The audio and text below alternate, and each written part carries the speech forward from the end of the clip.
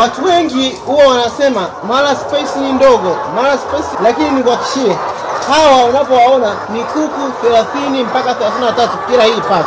Lakini angalia mayai wanavyotaga vizuri, angalia wanakula vizuri, angalia kuna space hata nyingine wamelala tu wamepumzika. Space ipo ya kutosha.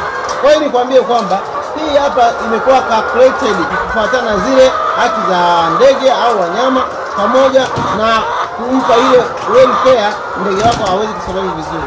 Kwa hiyo kama unavyowaona kuku wako salama, wako safi, hawana shida yoyote kuhusu swala la space au la nafasi kwenye hizi keji.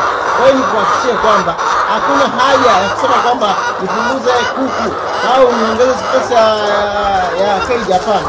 Hiki kitu kimekuwa calculated kulingana na kuku na size ya kuku wake.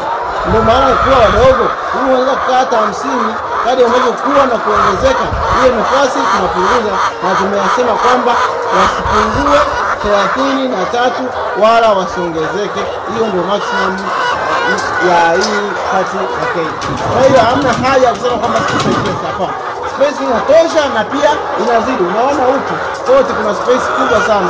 Ndipo kuku wanaendelea kusurvive na kuishi vizuri. Asante.